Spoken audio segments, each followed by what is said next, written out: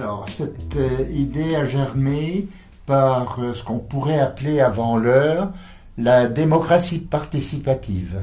C'est-à-dire que tous les professionnels et tous les habitants de Borny qui étaient intéressés par l'éducation de leurs enfants ont estimé qu'il y avait un besoin de prendre en charge les enfants de 0 à 6 ans.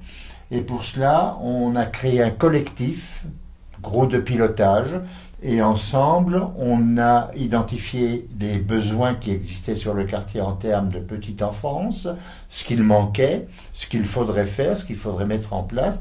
C'est-à-dire, on a créé un projet qui a duré 2 ans, de 1993 à 1995, un projet qui a mis sur pied ce lieu d'accueil pour enfants et parents.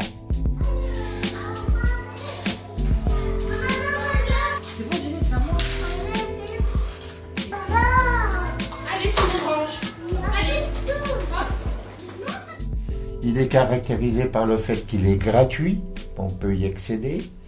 Il est caractérisé par sa forme d'activité. Ce n'est pas une crèche, ce n'est pas une garderie, ce n'est pas une école maternelle, c'est un lieu d'accueil qui est destiné à l'écoute des parents et à l'écoute des enfants en termes de relations familiales et de relations éducatives.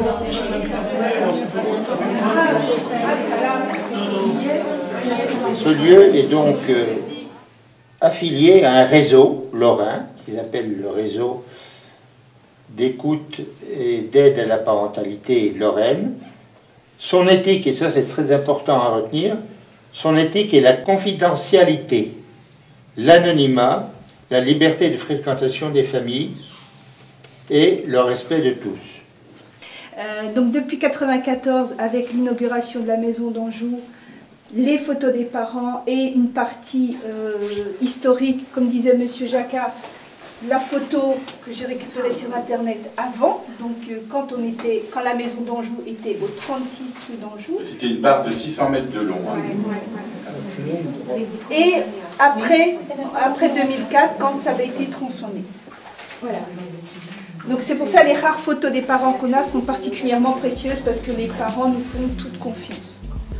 Et les mots qu'ils nous confient également.